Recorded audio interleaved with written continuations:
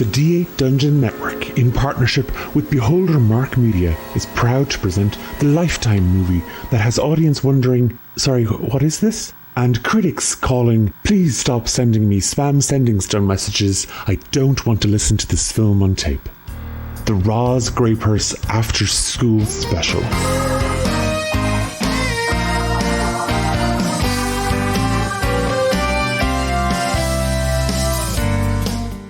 Starring Ben as Arktimus Shufflebawtam. Bonnie, please turn into a horse and trample me right now, please. Emma as Happiness Tinderson. Why would I ever want to be part of such a badly styled group? Josh as Araeus Samar. There's a cat that's a gargoyle on there. He said to shag off. Philippa as Bonnie Verdante. I can't believe she did that. Do you think Roz might... How long is she going to be in detention for? Like, we have plans.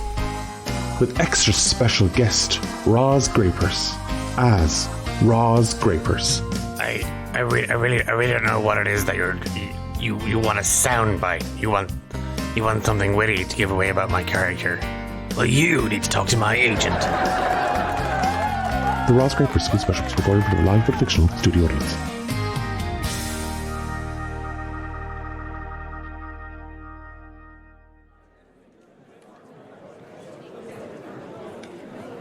We're going live to the Grand Hall in the Isle of Mystien right now, where I believe, yes, the court is about to begin, and you would not get over the amount of people. This is Misty Stepford from the Galeshire Gazette, and let me tell you, it is thronged with some of the who's who's and the what's that's of Mystien. So, we're going to try and sneak in. We've been told that this is a in-camera session, but we're going to do our best. And Mystien, she's going to roll for a stealth check. No, it appears I'm getting stopped at the door. So I'm going to do my best to report on what I can hear from outside. I'm with the press. Get your hands off me. The doors slam shut, and the Grand Hall of Mystien University is packed with wizards, witches, sorcerers, artificers, the who's who of academia, arcane, magical, and everything in between. It's a pretty big deal when a wizard or a witch is accused of a lot of crimes, and the severity of which have all fallen at the feet of Miss Graypurse. But at the very top of the pile is an accusation of academic fraud. The Grand Hall is a long chamber that sits at the heart of Mystien University in the main building on campus. It's used throughout the year for all kinds of ceremonies. It's used for hosting dignitaries, it's used for balls, it's used for exams, and occasionally, very rarely, a tribunal. And it's been several years since a wizard or witch was brought in front of the High Arcane Academic Council of Mystien University. There's a clacking of heels as an elderly woman in a grey pencil skirt, the tiniest, kitten heels imaginable. I mean, they're barely a millimetre off the ground. But in the silence of the Grand Hall / courtroom, her footsteps echo everywhere. And she has a high feathered bob that looks very out of place. She's wearing a very dated hairstyle with a periwinkle pink lipstick, kind of a very thin line of it traced across some very old lips. Dusty blue eyeshadow that sort of sits around milky eyes. She's wearing a heavy shawl and cardigan, and her glasses hang from a necklace around her neck, and she walks with an air of importance. And as she makes her way up the central aisle of the Grand Hall, people are kind of whispering, "Oh, thought she was retired. I thought she was dead. No, she's still here in the flesh. Oh my god. Agnes Shufflebawtam. Oh, what coffin did they drag her out of? Agnes is oblivious to everything. In her arms, she carries 2 heavy bundles of paper, and she makes her way right up past these throngs of people, through a wooden gate, towards a desk that sits in front of a raised platform that has a large, dark mahogany table, behind which high-backed chairs sit. And on that northern wall, the mural, the stained-glassed mural of Mystien Island itself, shines down into the room, and she drops the papers with a heavy thud onto the table. She clears her throat. Bailiffs, if you wouldn't mind, I think it's about time you bring in the accused. She kind of looks over at a suit of armor, and it's completely motionless. It's holding a silver halberd, and its hand reaches out almost robotic-like towards a door, and it practically reaps the door off its hinges. And under the door, out steps Rosalinda Graypurse in her trademark bright pink caftan, looking a little tired, but still very confident, and she full-on shimmies under the door and sways towards the accused box. It's a mahogany and stone cage, and as she sort of swivels over to it, she's giving a bit of shoulder to the crowd that have arrived. She throws a wink at Agnes. She shakes her tail at everybody and just sort of leans back. Well. I didn't realise I needed all of this for my return to Mystien Island. Had I known, I'd have worn something a little bit more revealing. And she's kind of just swoops her beehive grey poofy bouffant hair up around, and it kind of half flops to one side, and she swings the door of the stone and wooden cell open, slinks in, sits down, crosses her legs, and just sort of starts waving. She gives little finger waves to everybody in the audience. All rise for the honourable deans of Mystien University. And like a wave, everybody kind of stands as a small door on the western wall opens, just next to that raised platform. Roz just kind of rolls her eyes and kind of limps half forward.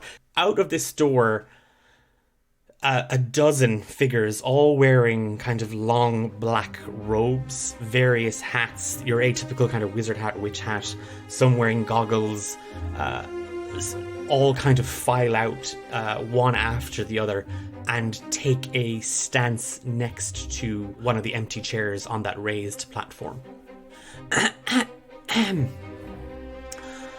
Stay risen for Archmage Fausti, the university president. And with that, there's a poof of kind of white and grey smoke and feathers. And standing on the table, you see a very small Owlin. But he's facing the wrong way. He's facing the glass. He's facing the chair. You may all be seated. Oh. And he quickly turns around, and there's just a small, fat little round Owlin in long flowing red and gold robes, huge milk bottle glasses that make his eyes 4 times bigger than they are. A tiny little beak and a small kind of gold medallion hangs around his neck. Would the accused please state their name for the record? And he gestures over at Roz. Rosalinda Graypurse, founder, CEO, love wizard of D8 services, and accused. Miss Graypurse, you stand accused of a number of charges, And in front of him, a scroll just sort of, it was like handed. And there's a woman set to his left. Tall, very, very gaunt looking woman in very, very sharp, pointed dress and shoulder pads. A purple feather brooch pinned into the right breast of her dress pocket. And she's handing him a scroll and he unfurls it and it rolls out of out across the table and down onto the floor. Academic fraud. Magical malpractice, false imprisonment of academic staff, several counts of assaulting students, theft of school property, vandalism of school property, utter destruction, impersonating a wizard, operating magical devices without a license while on heavy medication, gross negligence of Mystien Isle rules, both civil and academic policies, and worst of all, forging university paperwork. Well, Miss Graypurse, how do you plead? And Roz sits back and reaches down into her caftan because it has pockets. Seems to be fishing for something. And she just takes out a long, slender stick, at the end of which there's a nub of a cigarette. And she flicks her fingers as she tries to cast Firebolt. And when she does, the runes glow in the stone. I said, oh yeah, you squares and your rules. Yeah. And she just scratches her claws against the stone to create sparks. And she's desperately trying to light the cigarette off of it. And she just takes a huff before that same woman sitting next to Archmage Fausti clicks her fingers and the cigarette goes out. And she points rather deftly at a no smoking, no vaping, and no being on fire sign. The hall is holding their breath. And she just kind of puts the cigarette back. Whatever little smoke she was able to get from the cigarette, she just huffs out. She tucks one of her chins under her arm, looks the Archmage dead in the eye. The only thing I'm guilty of is being too damn fine and cool for this place. And there's an uproar from the crowd. Like, people are utterly entertained, utterly titillated, but also there's a few people who are outraged at the audacity.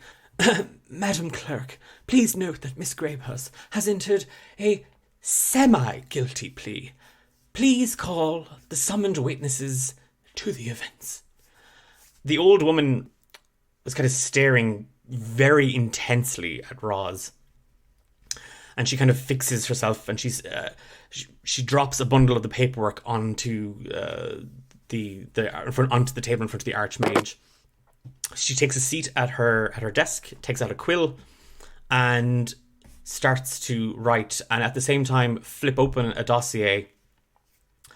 The court calls Happiness Tinderson, and sitting on a bench in the middle of the court, a fire genasi woman appears.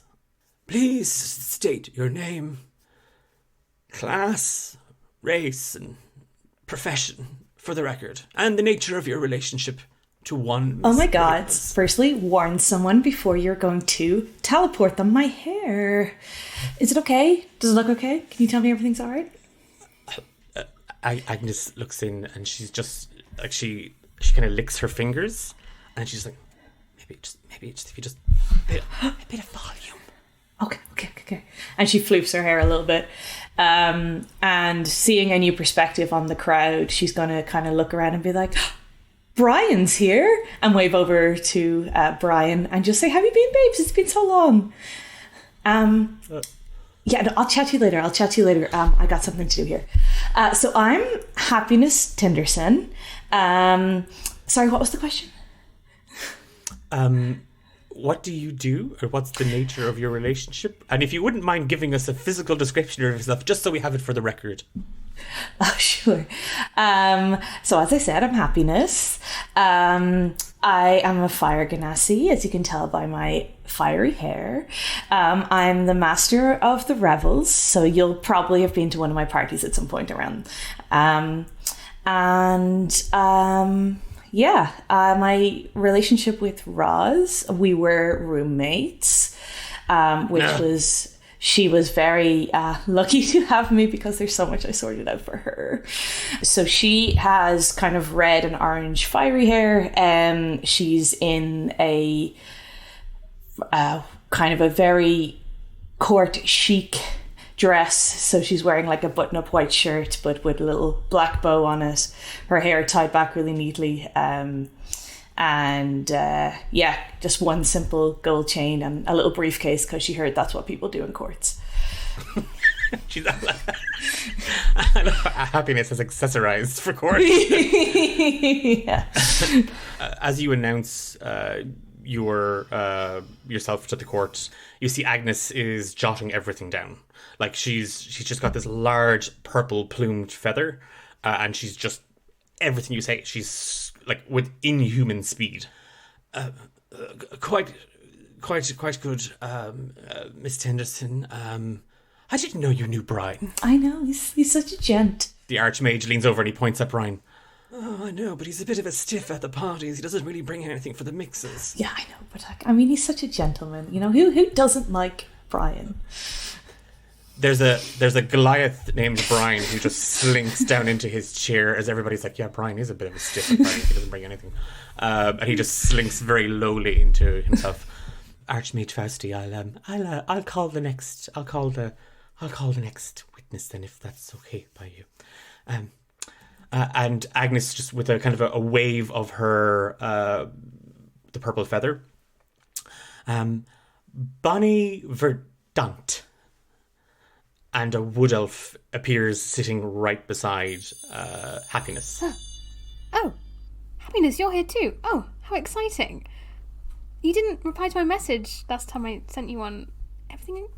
And we'll talk about that later. Yeah, I must have got lost in the post again. It happens.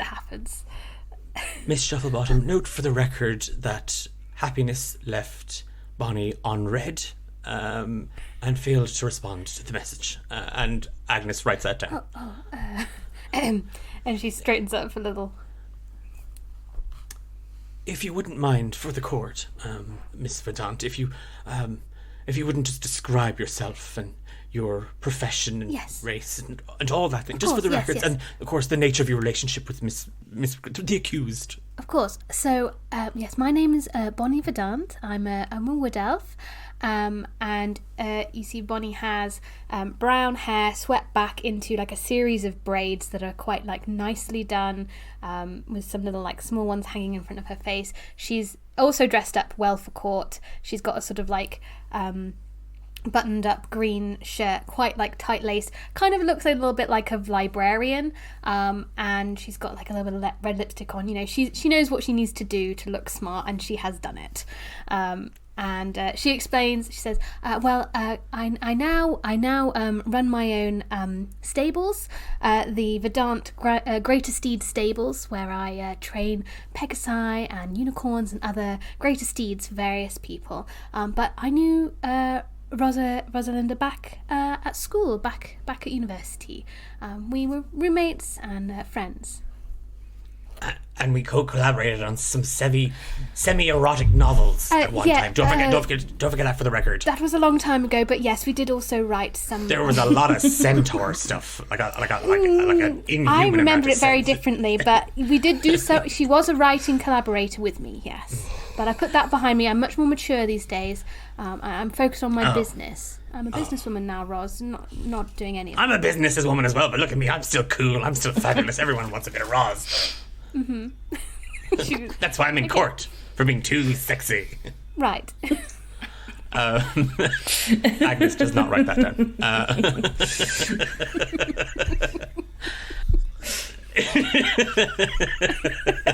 Strike it from the record.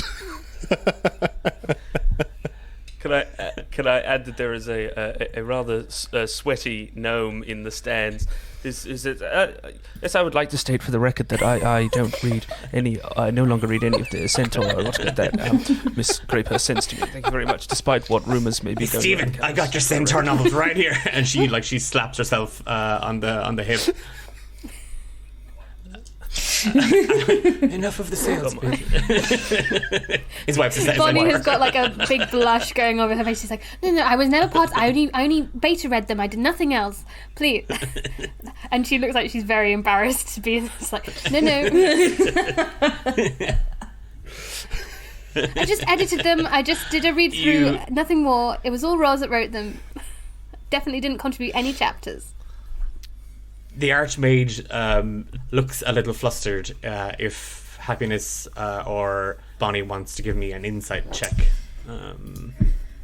Actually, several. I think Bonnie is very flustered, so she is busy just like, oh no, being what have I okay. said? Several of the High Academic Council look a little bit flustered, actually. I got a 12. Yeah, if it's anything like the stuff that you caught a glimpse of that one time Roz wasn't in her room, Happiness, and you were like rifling through it, like there were centerfolds, like centaurfolds. You beat me to it. And I'm going to give you. You can take inspiration for that, Josh. You can. No, that wasn't me. That wasn't me. That was. Philippa said centaurfold.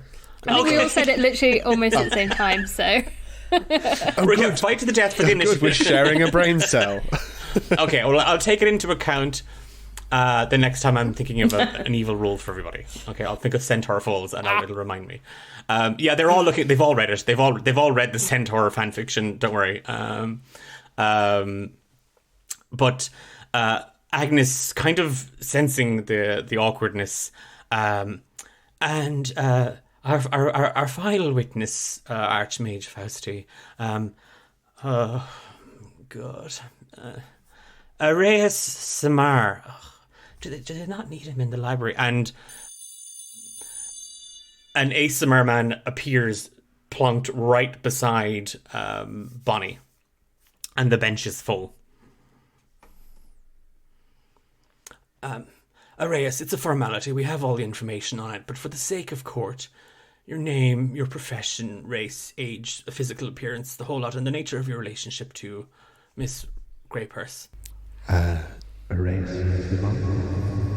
And like everyone feels that just like in their ears, regardless of how far they are from him. Araeus Zimmer.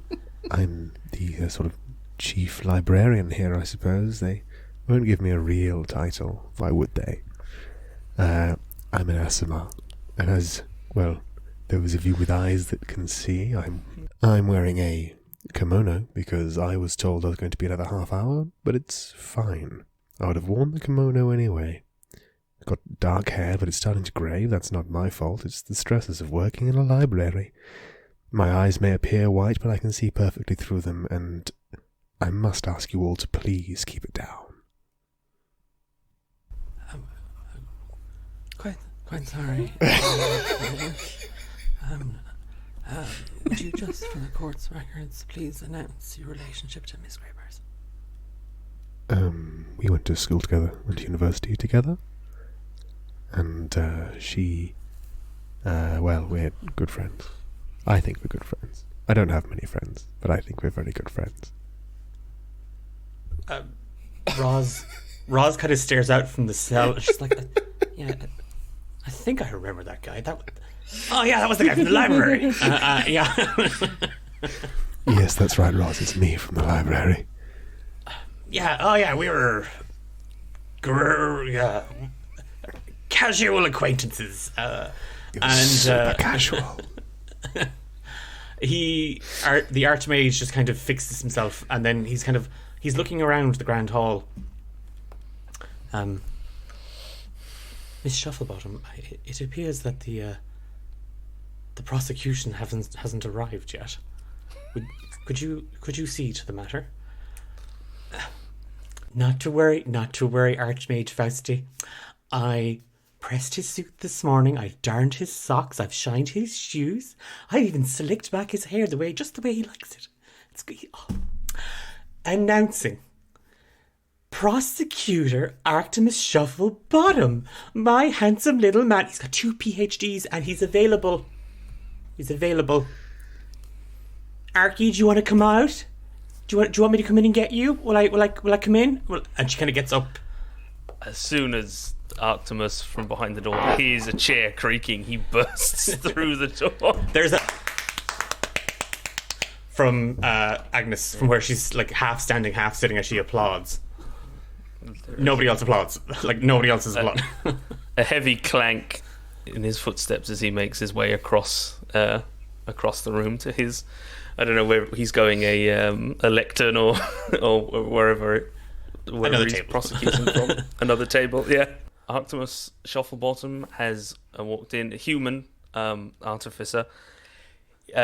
He is completely, smooth, baby bottom, clean shaven, immaculate, very high, sharp cheekbones and, chiseled jaw, but it definitely seems like there are some wrinkles setting in under what is far too much powder and makeup trying to disguise it. His hair is too golden yellow to be anything but a dye job.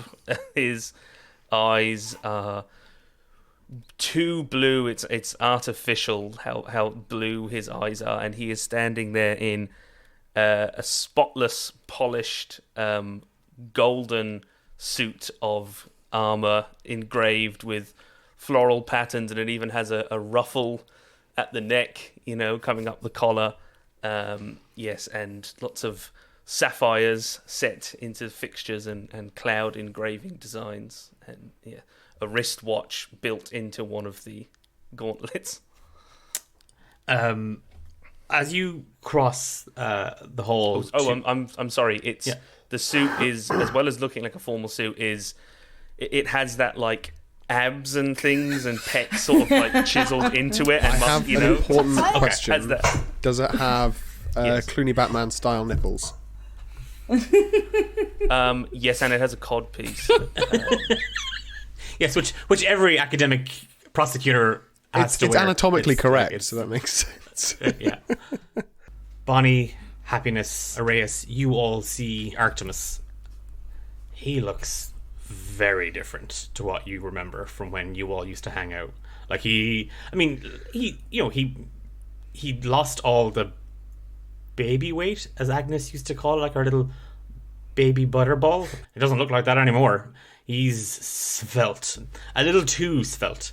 Roz seems utterly and totally unbothered or unfazed. She's just folded her arms and she's slinked back in the chair, and she kind of rolls her eyes when Arktimus comes in.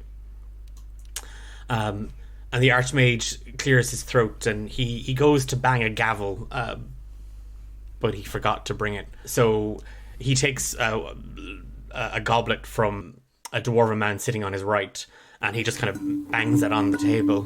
Okay, silence in the courtroom.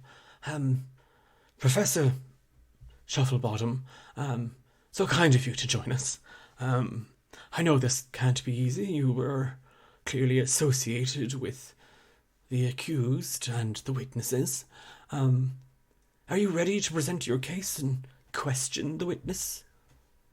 I am, and let us not muddle the record here or get things confused. We were classmates. And they were roommates. Yeah. Agnes does a double strike underline with that. Like, yeah, they were classmates. Yeah. Nothing more. Yes, Archmage, I am ready to proceed. Well, he gestures over at Roz. Bring it on, Archie. Charming, as always. Miss Graypurse, tell me, while you were out there fraudulently conducting your dating service, what was the purpose of this enterprise, this exercise? In what way? How were you trying to defraud these people? I'd like to know the purpose of this exercise. Given your clear history of deceit, I don't think we can take it on good faith that you were truly trying to see these people set up for their own good. So I would like to know what nefarious purpose you might have had. and what you were trying to extract from these people. Oh, Archie. Such big words. Small man. And she just squints. It's actually quite simple, really. Money. Simple indeed. Well, you heard her. Ladies, gentlemen, and otherwise of the audience. Oh, simple she was, defrauding these people for money. Oh, I never said I was defrauding. I was profiting from sad, miserable, lonely, pathetic, desperate people. A single tear wells up in corner of Araeus' eye. Well, you would know all about how to exploit such people, having an intimate knowledge of being one yourself. Well, I would like then to ask you what exactly did you have any remorse for defrauding the university and causing all of this damage? You could have hurt people physically and emotionally. Hurting the universe. I'm basically this university's single-handed marketing strategy. The amount of saps that cross my door every single day of the week, and I ship them out to Mystien. Are you defrauding the university, bringing it into disrepute? I don't. My work as a love wizard is authentic and as real as the relationships and the testimonials that I have on my website. I'm sure. But I'm referring to damage incurred, physical damage to the university during your escapades in your tenure. What I did on those beds was none of your business and just between Happiness and I, and we had an agreement about there being a sock on the door, and it's not my fault if she didn't actually pay attention. Bonnie leans over and Bonnie leans over to Tap's like, what does the sock on the door mean? I'll tell you later, it's fine. But doesn't fuck. I like to be included in whispers as well. Oh, okay. Oh, just you sound so. Oh, you mean the buildings? It's been so long. Please. How exactly did you forge these papers, and were the three in question here accomplices, or were you the mastermind? What? Oh, you better believe I was the mastermind, but... How dare! Yeah, how dare! Happiness, how dare they let me out here? I'm in chains. I am always the mastermind. Guilty, you heard her. Admit it. She should be the one in here, not me. Look, it's really quite simple. X amount of years ago, I submitted my hypothesis of love. A romantic and some say tantalizing thesis about the power of love and the magic within.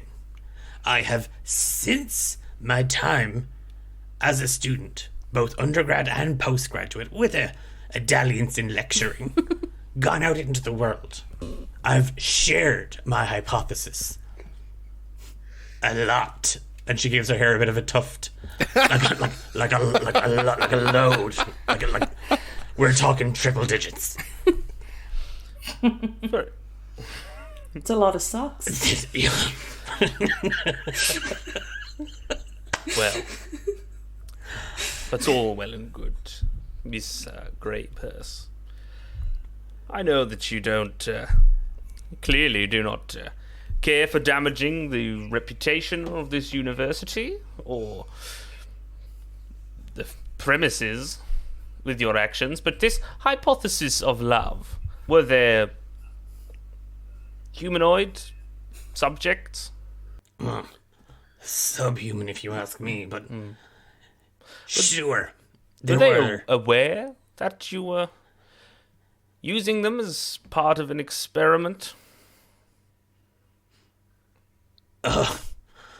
I think that's a bit rich coming from you, Arktimus.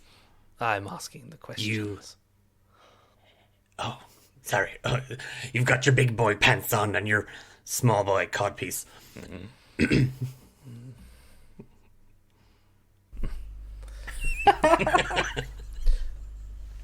think we can be sure then that you also hold no remorse for defrauding any of these people that you used for your experiments. I was simply researching people and observing people. Is that a crime to do it if they don't know I'm doing it? Bonnie's just like, To decide, I suppose. Yeah, a few people in the audience are like, I'm pretty sure. Bonnie's just like, crime. I'm just going to roll a quick deception check to see how badly Araeus' expression gives him away. That's a 16. He pulls a bit of a face. Well, I think the court has shown, or has seen rather, Miss Graypurse has shown herself to have a flagrant disregard for the law and no concern whatsoever for how her fraudulent actions affect those around her. No further questions. Archmage Fausti kind of just puts his hand up. At this time.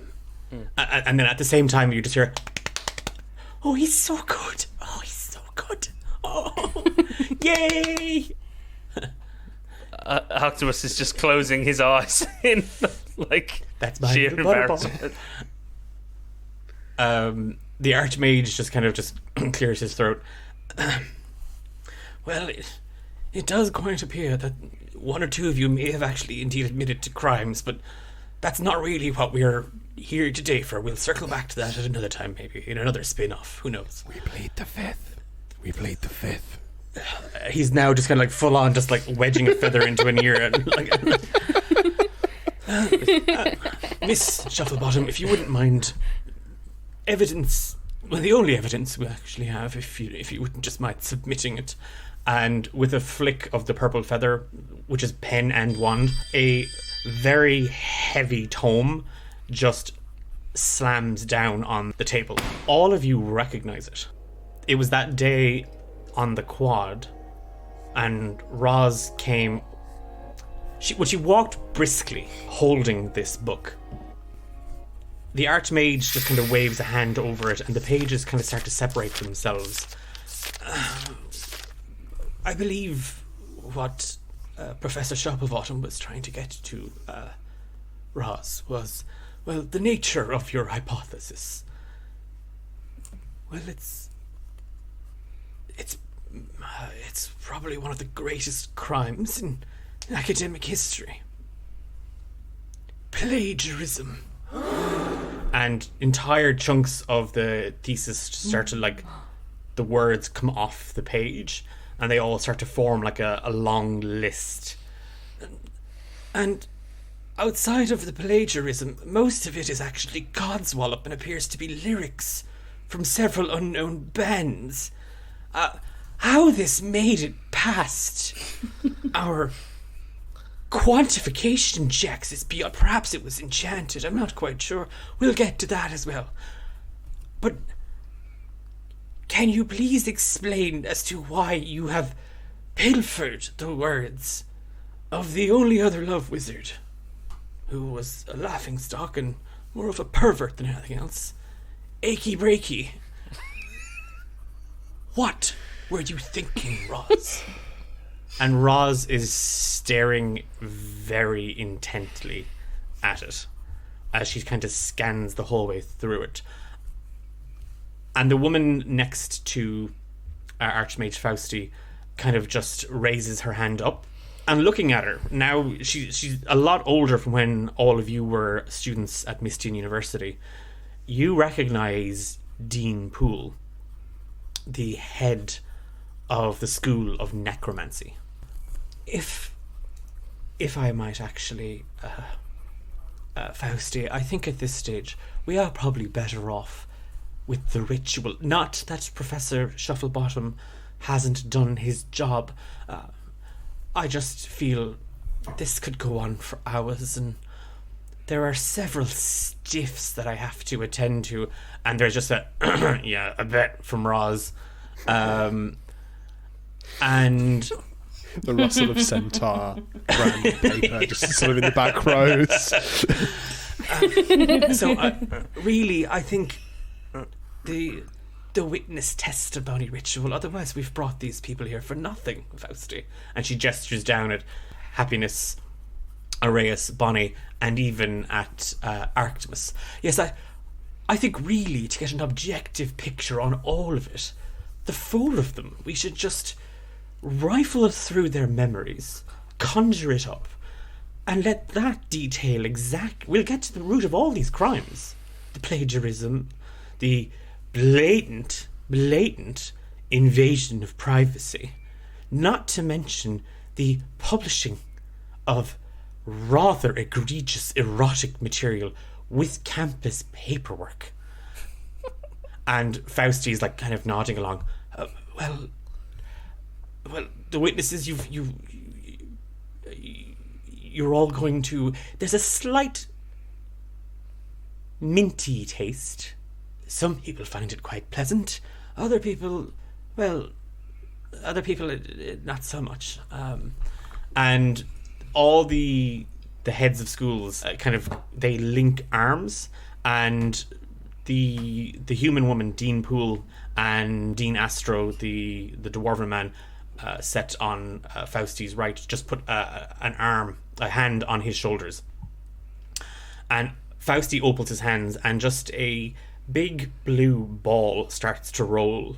And as it does, a mist begins to just sort of waft towards all of you. Like the courtroom floor that you were all sitting in, right up to the wooden kind of gate and railing to segregate the audience, is filled. Roz's cell is filled, where Agnes is sitting is covered in it. And all of you, again, it tastes like toothpaste. As you kind of start to inhale it, it's slightly refreshing if you're into that sort of thing. As you inhale this, and it's kind of cold and tingly, images start to kind of form like out of these clouds of mist. And Bonnie, you see yourself on an expedition to Ainge, the continent of Ainge, in your second year of college. It was your gap year. It was your sort of go study elsewhere and see and you spent the entire next 6 months just telling people about how you need to just travel, that you feel enlightened. My gap year, darling, it was a moment for me, really transformational in many different ways. Araeus, it's just the library. And you making kind of like book puppets and talking to the book puppets and throwing your voice and doing a full-on little book puppet show in the library. They were real to me. A few people are like, oh my god, that guy's the guy. A few people are like a little bit. Happiness, it's you approaching your dorm room, and there's 4 socks on the doorknob. One for each limb.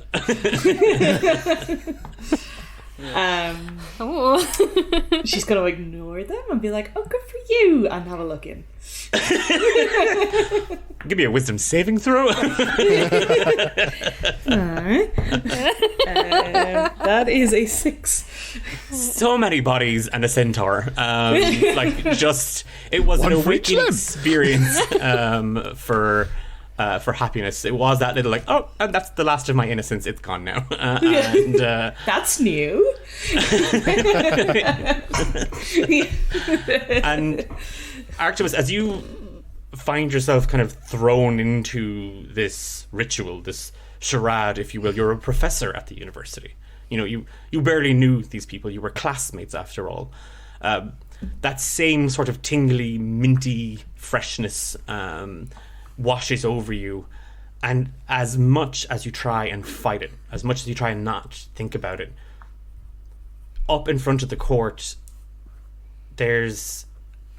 everybody sees an image of you in your finest regalia, dovetailed coat, a very ornate looking mask, and you're wrapped in an embrace with a very curvaceous tabaxi woman in a very, very fitting caftan and a very, very soft kind of like white feathered mask.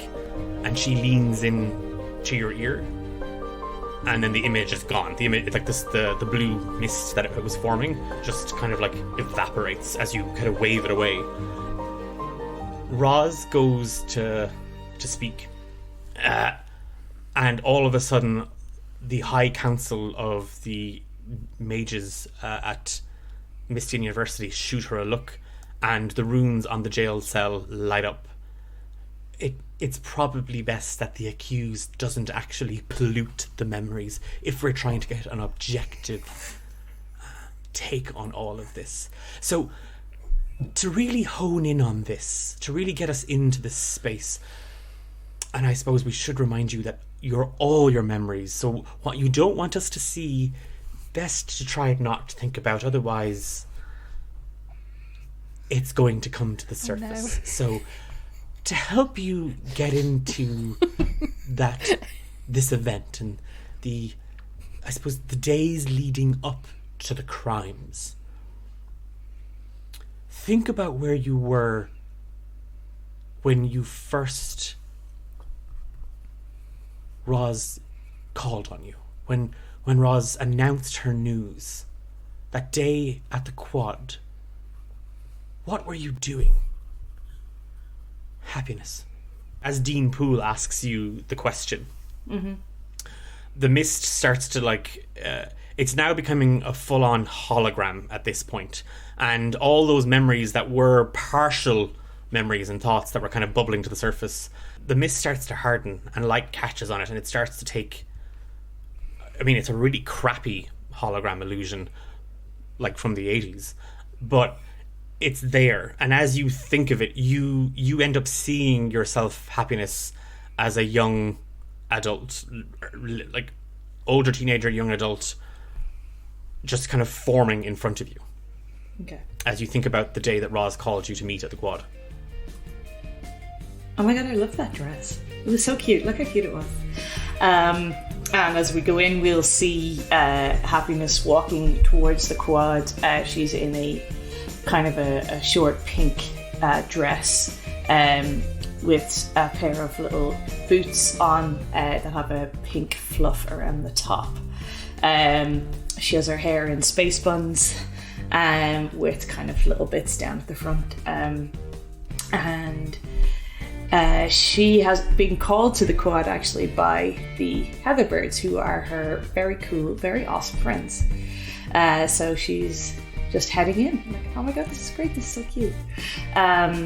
They never call on me. I wonder what this is for. You were sent a letter around the same time Roz sent you like a sending message to meet at the quad. If you can deal with the Heatherbirds first, then you can always hang out with Roz after, and no one has to be none the wiser. Yeah. Because the Heatherbirds are top tier. Everybody on campus knows them. Everybody on campus wants to be a Heatherbird. But there are those on campus who will never be a Heatherbird because they're not rich, they're not popular, they're not the coolest, they're not the elite. And Happiness Tinderson is all of those things. She just kind of happens to owe a life debt to Roz, Bonnie, Araeus, and Arktimus slightly. But you're sort of like sauntering through the quad, and it's summer, it's early summer, and the exams are kind of a week and a half away. Final project and thesis submission are all due. You took continuous assessment from most of yours, like it was just like group work and group projects, and great, the group did really, really well. I'm a people person. Yeah, you're a people person. Yeah. And so you're really gearing up for the summer solstice. It's the social calendar event of the season. Anybody who's anybody goes, and goes with a partner, a +1. You've kind of crossed over from the main building where fourth years and postgraduate students mostly have their classes, lectures and labs. And you're out into the sunshine. Like I said, it's quite a warm and bright day, and the campus is thronged with people. You don't see any sign of the heatherbirds. There's a super long queue for Beholder's Brew, the on-campus coffee shop / pub / cafeteria / kind of like nightclub. It's like everyone goes there during the day. It's Omni venue. Yes, Omni venue. She sees Brian in the queue and will give him a little wink in the hopes that he might bring her to the summer solstice, but not give too much away. She's going to have a look around. She'll see Roz. She'll kind of make sure the heatherbirds aren't around, so she'll look over both her shoulders to make sure they don't see her going up to her. And she will walk over and be like, "What's all this about?" Happiness, I would rather wait until everybody was here. And she's clutching something. She's clutching like a big leather-bound book in her hands. It's huge. I'm talking blow your socks off, blow the curls out of your hair. Oh, you're not going to believe it. You're not going to believe it. It's bigger than Arktimus's codpiece? It's not that big. And she gives you kind of an elbow. And you don't know whether she's talking about the book or the news or the codpiece. But she kind of chuckles to herself and she throws her hair back. Roz is about 5'10", and she's got like her fur is kind of a very shiny, kind of creamy white and grey. She's got these huge blue eyes. Her hair is kind of done up in a little bun on top of her head, and it's just kind of a swirl of grey, but she has a streak of pink just sort of like running through it. It's cool. It's like a thing you told her to do, and she's been doing it because pink's her colour. At this point, the mist kind of swirls around, and Araeus, an image of you as a much younger man kind of starts to appear. What do we see, and what are you doing when you get the message from Roz to meet at the quad? So Araeus, as a younger Simar, has sort of longer hair, kind of goes just below his shoulders, and there's like a single like bit of lighter, almost getting towards grey, just like one streak. His eyes aren't quite white, but they're kind of like, there's like markings within them that are white. Not that you can really see them because he's dressed all in black, basically in like a hoodie, in the library, cross-legged on the floor. It's a zip-up hoodie. The zip's undone, but the hood is pulled over. It's a very powerful look, and he's just before he got the message from Roz, he's just been there listening to some people talking, and like he's got some books in his hands. And occasionally he just like throws one up in the air and it flies off. As you're sat there listening, give me a perception check with advantage. Ooh. Just to see how much of the conversation, because they're in the library, they're whispering, but just see how much of the conversation you pick up on. That is... Oh, no, I can't do numbers. That's only an 11. Nope, it's good enough because they're first years. You just hear a, "Oh my god, did you hear? Did you hear? Heather Lockspear is... Today's the day.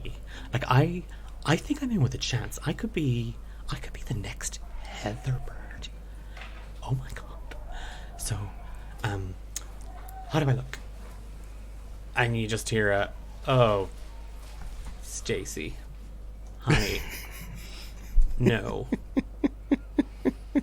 And Dean Poole just steps out and kind of just shh at the two of them, and then she gives you a look, Araeus.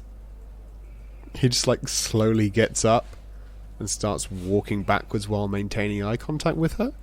And then when he reaches a wall, his feet go on the wall and he starts like walking up the wall. She the entire time she's locked, like she's literally locked eyes with you, and she's just watched as you pretty much moonwalked up the wall. Starts crab walking to the side. All correspondence in the library, Mistress Samar, has to be kept at a hush. Even sending messages. He just stands there, like his eyes just go really wide, and then in her head she would just hear, "Oh, I'm really sorry." She just you just hear a kind of a very visceral reaction as a like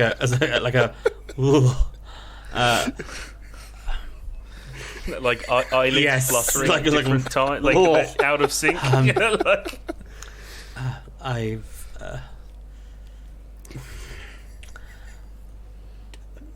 and she swiftly turns around, just kind of shaking her head. She just hears like a as he's just like running off. If you're making your way to the quad, Araeus, out the window, I assume. Like Yes. Yes, almost certainly. Yeah, you're 2 floors up, and you can. It's fine. He recognizes how awkward the situation is, and he needs to extract himself from it as quickly as possible.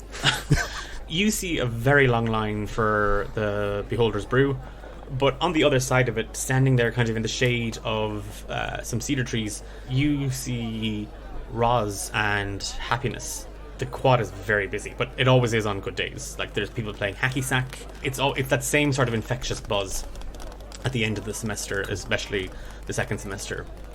And even though exams are looming, people are outside studying. Mm-hmm. There's a good kind of vibe on campus when you see the pair chatting away at the far end. So he gets to the window, having just ran along the wall, I guess, and sees them, and just like steps around like the outside of the window, points his body in the direction that they are, puts his arms out behind him, and then kind of Naruto runs towards them. His unzipped hoodie just lightly billowing, showing really, really pale skin. With Roz kind of looking at Happiness, she sees you doing the full-on Naruto run down the wall and kind of towards them, and she's like, "Oh, Araeus is here too. Great, we're almost, all the gang's almost here. Great." And then she like kind of waves at you, Araeus. Rad. Waves back, and then like because he was waving with one arm, he loses balance. Roz grimaces and just. Well, Araeus is here. We're really just waiting on Bonnie, and I guess Arktimus is going to show up as well. But Bonnie, with that, an image of Bonnie as a younger woman manifests in the illusion. We hear an echoing of Bonnie's older voice being like, "Oh no, I was in the middle of a terrible phase. This is going to be so embarrassing." And we see Bonnie as a younger, sort of young adult, has got this big, full fringe. And instead of these like very elegant plaits that she braids she has as an older lady, she's just got these 2 little pigtails that she's like hastily done her hair in, and there's loads of flyaways. And I think she's got her nose in the middle of a book and is like totally ignoring Araeus, like Naruto's run. She's coming across the quad like from the other side, nose in the book, just like completely ignoring everyone, expecting them to get out of her path. And the book is like an illustrated encyclopedia of horses, and every now and again under her voice she's just going like, "Nay," like as if she's practicing for something. And then every now and then she looks up to make sure she's not going to run into one, like walks straight through the hacky sack game, ignoring everyone, like sorry. Okay. And then give me a dex saving throw.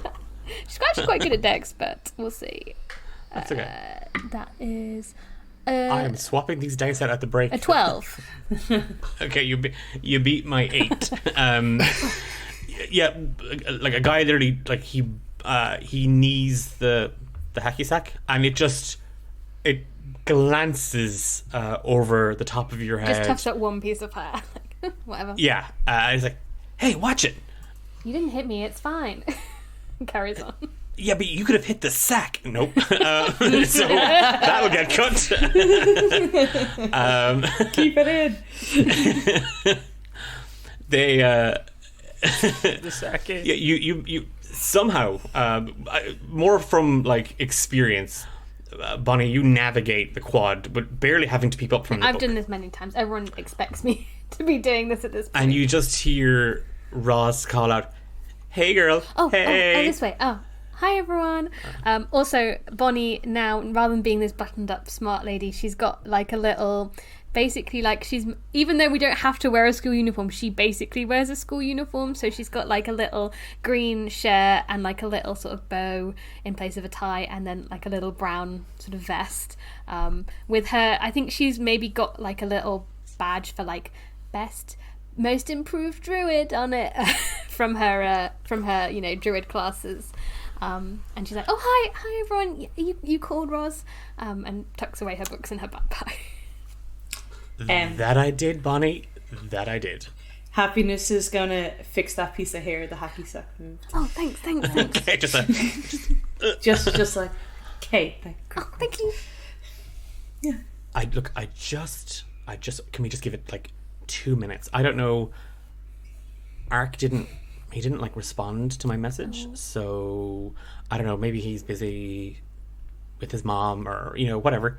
But like 2 minutes, and then iced frappuccinos are on Happiness, and I'll tell you my good news. And Arktimus, when the illusion of Roz says this, your form appears. What do you look like, and what are you doing? Well, especially linking back to them saying if there's anything that you don't want people to see, don't. But as soon as someone says don't imagine an elephant, so immediately see the back of Arktimus, who is still kind of quite tall and broad-shouldered, but a little chunkier than he is now. But he's wearing sort of like a sleeveless black, not quite a tank top because it covers his neck, but it seems to be made out of sort of spandexy, squeeze it all in material. And then over that, he has tied around his waist the top half of like a boiler suit, like a mechanics kind of thing. He's covered in soot, hunched over a desk in a lab. He has the lab to himself. Hears Roz's message go off. Yes, what's going on?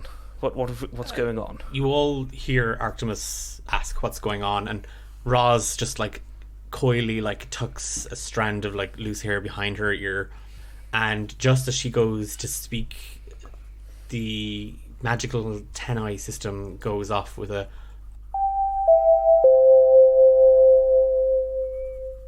Arktimus Shufflebawtam. This is just a quick message to let you know that Mommy's coddle, I've made a little extra help because I know you're a growing young man, and you love a sausage. You do. You love it. Oh, you go, you little sneak. I'm going to be working a little bit late. Oh, hang on.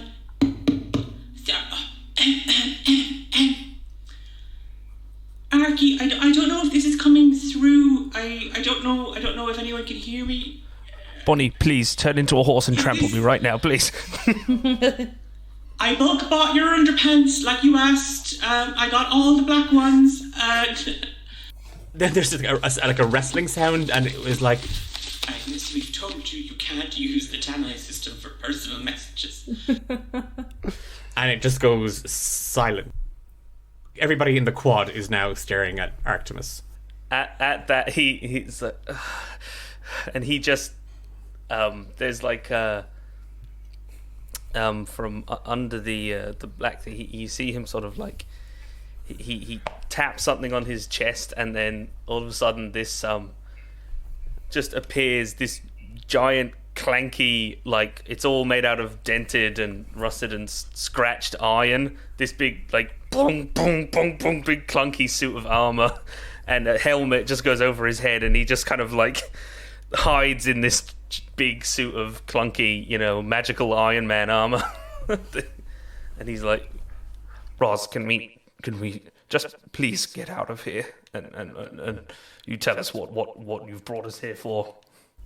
She stares in at the mask. Araeus takes out a little black marker and just draws a little happy face on the just like this mage hand, just like.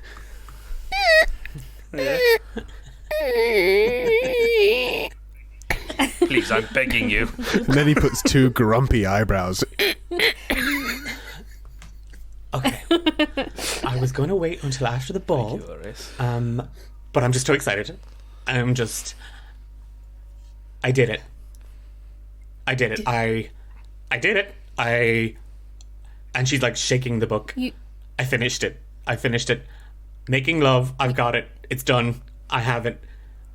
My thesis is done. And she's like, ta-da! And she's holding it out. And there's a leather-bound book that literally just says, making love, ... magic. A Rosalinda Graypurse hypothesis. Is that it? Is that all you called this thing? Yeah. Happiness has also stepped about 6 feet away Happiness! since that message came over. So when she's talking to them, she actually has her back to them and she's speaking backwards.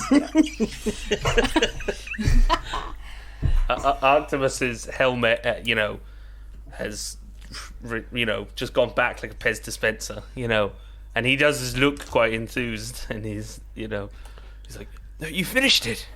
That's amazing, couldn't Roz. You did a really good job. Well done. I couldn't have done it without the 4 of you. Well, 3 of you and Happiness supervising. I feel like all of us at that point were like, oh God, which one of us is she going to say didn't help? Yeah. Happiness just looks over her shoulder behind and just gives a little thumbs up. Don't worry, I didn't put your name on it. You're fine. No one's going to know you helped me. Oh my gosh, thank you so much.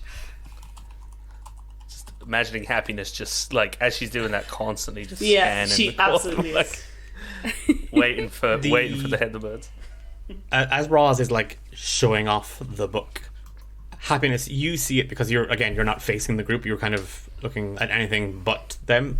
The line of people for the coffee shop, the student union bar, has dispersed, and in the worst possible timing, it's like you feel it before you see it. The Heatherbirds emerge as a wall.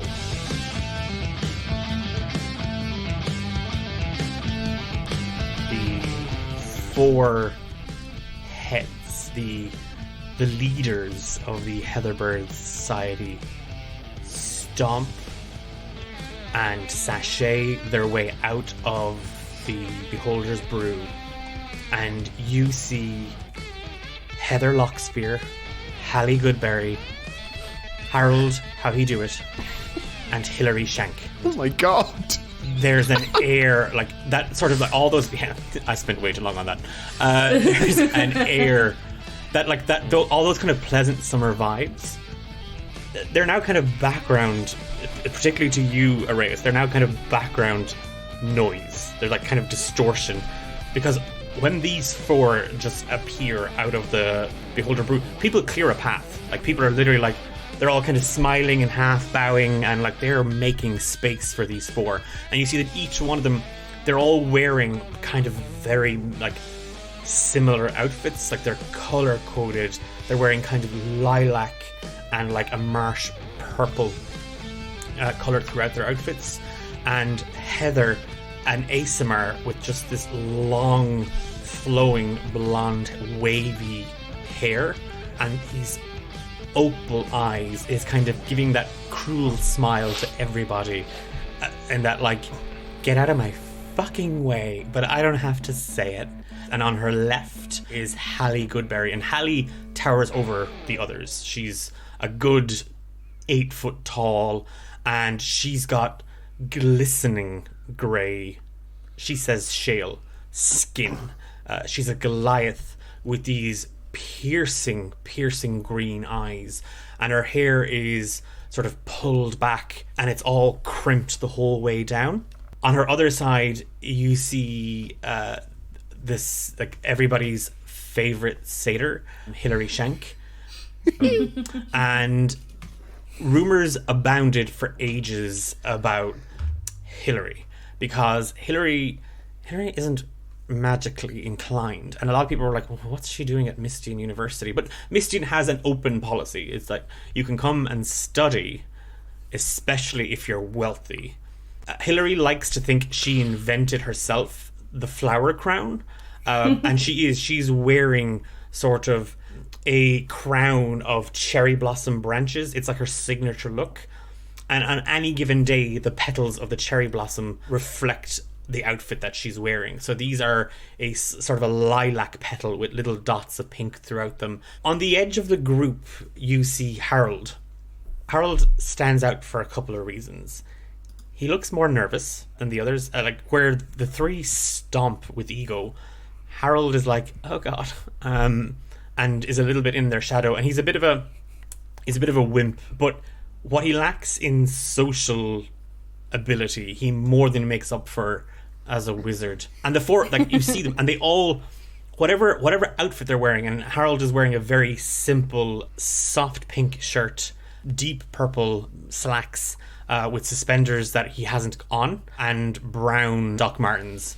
And there's sort of a tartan effect in the pants, but the tartan moves. It's kind of like, it's like, if there was an equivalent today, it's like his pants are playing a game of Tetris, because the tartan blocks keep moving and shifting. Whenever they make a perfect line, they vanish and a new line drops down, and it's all very.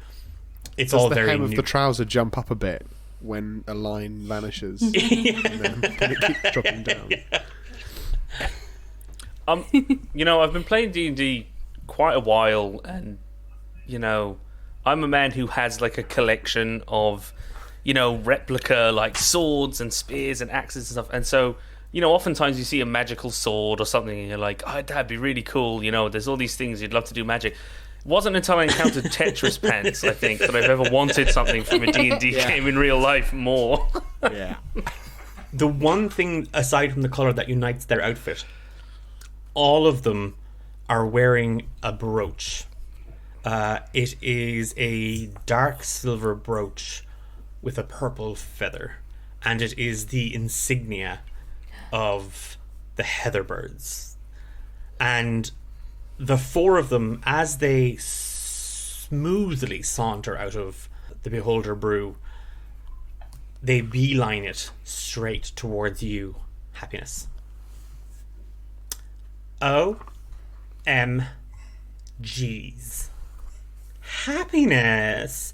And like Heather kind of she does like a little of a bopped run towards you, and her hands are bent backwards, and she's got a little backpack on, and she's like, oh, great, oh my god, you're early. Oh, I was here already,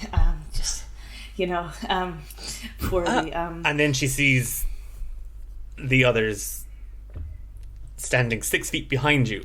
Yeah. You were.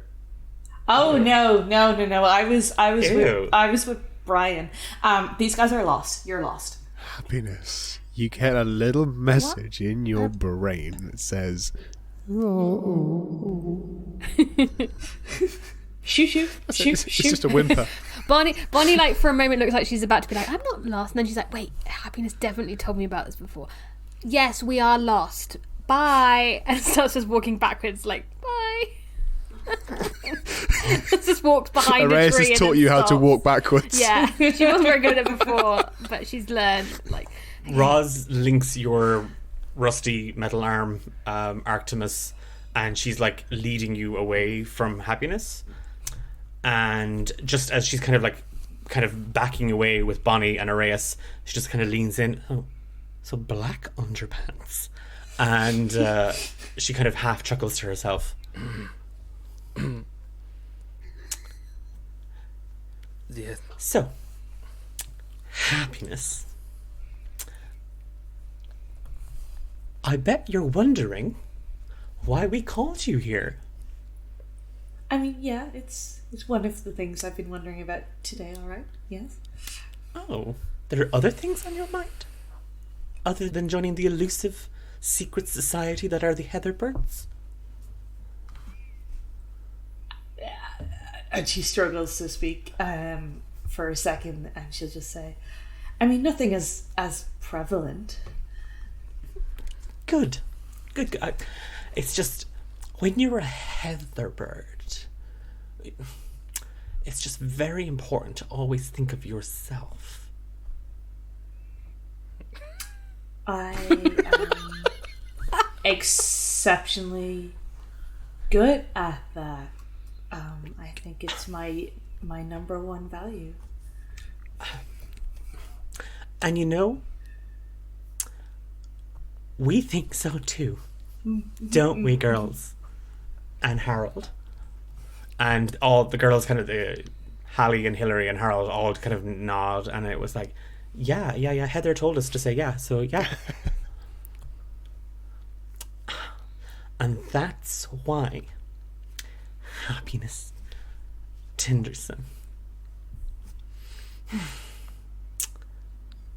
it is your honor that I indoctrinate you. And she, from a small little clutch purse she'd held under her arm, she pops it open, and there's a shot, like there's literally kind of a, you can hear choirs of angels in your ears, Happiness, but it's actually Araeus. Like he's literally he's just full on throwing effects around.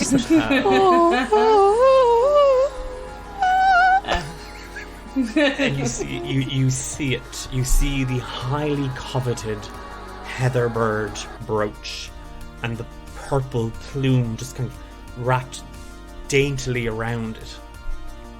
And she reaches very slowly in to take it out. And then all of you hear, objection! And the illusion freezes. Each one of you finds your concentration just for a moment lapsing.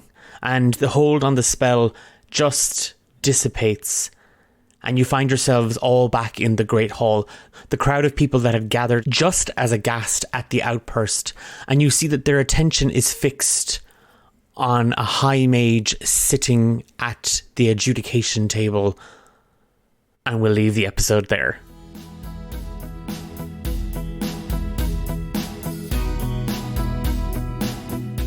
Will the gang be able to prove Roz's innocence? Will they even be able to verify the thesis and the theories that Roz put forward in her final dissertation? Does it even matter after she admitted to all the other crimes, not to mention the Centaur erotic novels? For more information on our special guests taking part in the Roz Graypurse After School special, do make sure you check out the credits below and make sure you give them a follow on social media. We're back in 2 weeks' time for part 2 of the Roz Graypurse special, and don't go anywhere. It's important. School is important. We'll see you in 2 weeks.